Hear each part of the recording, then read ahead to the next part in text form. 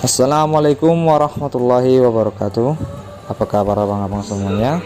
Semoga Anda semua di rumah dalam keadaan sehat walafiat, dan semoga kita semua tetap dalam lindungan Allah Subhanahu wa taala.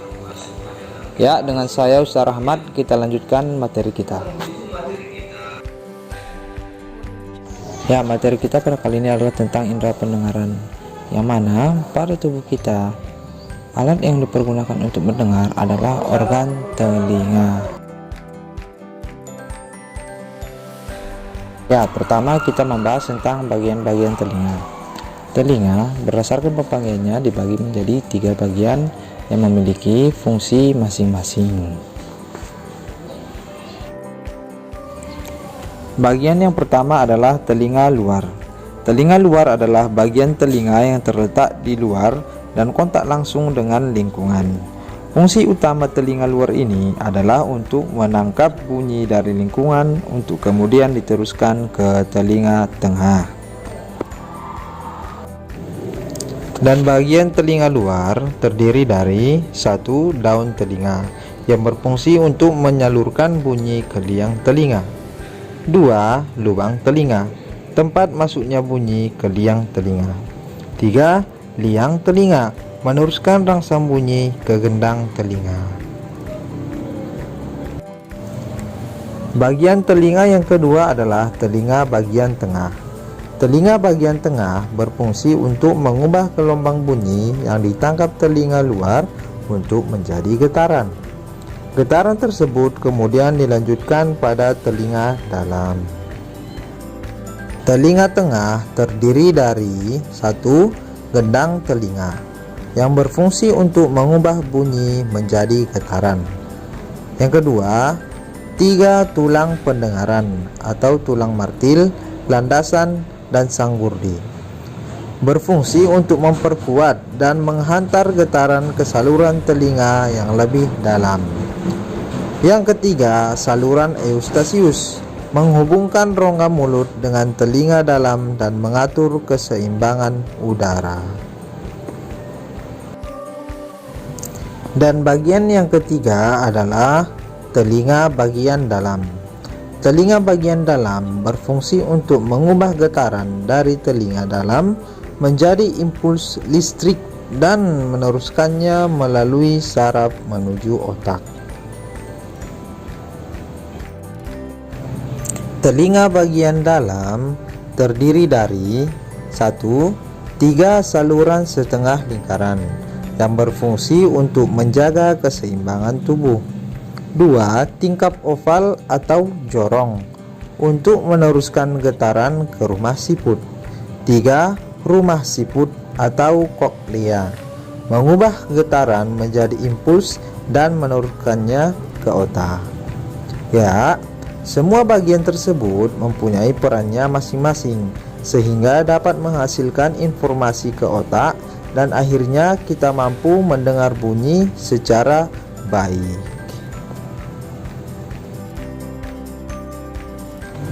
Ya, itulah bagian-bagian dari alat pendengaran kita. Jadi Ustadz, bagaimana caranya kita bisa mendengarkan suara? Bagaimana telinga kita menangkap suara? Dan bagaimana caranya kita mengenali suara yang kita dengar? Ya, kalau begitu kita akan lanjutkan materi kita. Ya, sekarang kita akan membahas tentang cara kerja telinga. Cara kerja telinga ini dimulai ketika organ telinga bagian luar, yaitu daun telinga, menangkap suara di sekitar kita hingga masuk ke telinga bagian tengah melalui liang telinga. Ketika suara tersebut masuk, suara tersebut akan diubah oleh gendang telinga kita menjadi getaran dan menyalurkannya ke tulang-tulang pendengaran. Getaran ini nantinya akan menggerakkan tulang-tulang kecil di dalam telinga tengah untuk membantu suara bergerak masuk ke telinga bagian dalam. Ketika getaran tersebut mengenai rumah siput, maka rambut-rambut kecil pada rumah siput akan menciptakan sinyal ke otak. Karena rambut-rambut tersebut tersambung atau terhubung dengan urat-urat syaraf kita. dan syaraf kita berfungsi untuk memberikan informasi ke otak kita. Ya, rambut-rambut tersebut akan bergerak dan menciptakan sinyal ke otak sehingga otak mengenali berbagai suara. Begitulah cara kerja telinga dalam memproses suara. Ya, sekarang kita akan membahas satu persatu perjalanan suara mulai dari ditangkap oleh daun telinga hingga berubah menjadi impuls atau informasi ke otak kita. Ya, sekarang kita akan membahas tentang bagaimana telinga kita menangkap suara. Telinga kita menangkap suara dengan menggunakan daun telinga kita. Daun telinga kita berfungsi untuk menangkap suara yang ada di sekitar kita dan menyalurkannya ke lubang telinga, kemudian ke liang telinga. Jika daun telinga kita tutup, maka volume suara yang akan kita dapatkan juga akan semakin kecil. Jadi suara yang akan kita dengar juga akan semakin kecil volumenya. Contoh, di saat kita mendengar suara-suara bising, suara-suara yang terlalu kuat untuk kita dengarkan, dan suara-suara yang berisik, maka kita dengan spontan akan menutup telinga kita sehingga suara itu menjadi lebih pelan dan tidak terlalu kuat lagi untuk kita dengarkan. Ya, jika dijelaskan secara detail, kita menutup telinga kita sehingga daun telinga kita itu sehingga volume yang ditangkap oleh daun telinga kita itu akan semakin kecil, sehingga daun telinga kita menyalurkan suara yang kecil saja ke dalam telinga kita dan kita hanya mendengarkan suara yang kecil, dan suara bersih tadi atau suara yang bising tadi menjadi tidak terlalu bising lagi untuk kita dengarkan. Ya, jadi tadi daun telinga kita menangkap suara. Suara yang ditangkap oleh daun telinga kita akan masuk ke lubang telinga dan terus ke dalam melalui liang telinga hingga jumpa dengan gendang telinga. Seketika suara itu jumpa dengan gendang telinga, maka gendang telinga kita akan bergetar dan suara tadi akan berubah menjadi getaran. Nah, jadi fungsi gendang telinga itu adalah mengubah suara menjadi getaran. Setelah gendang telinga mengubah suara tadi menjadi getaran, maka tulang-tulang pendengaran di dalam telinga kita akan ikut bergetar atau menguatkan getaran dari gendang telinga dan menyalurkan getaran tersebut ke telinga yang bagian dalam. Ya, selanjutnya getaran tersebut akan menyentuh bulu-bulu halus pada rumah siput atau koklea dan mereka akan bergetar. Bulu-bulu halus ini terhubung langsung dengan urat-urat syaraf kita, yang mana urat-urat syaraf ini akan menyampaikan informasi ke otak. Jadi pada rumah siput tersebut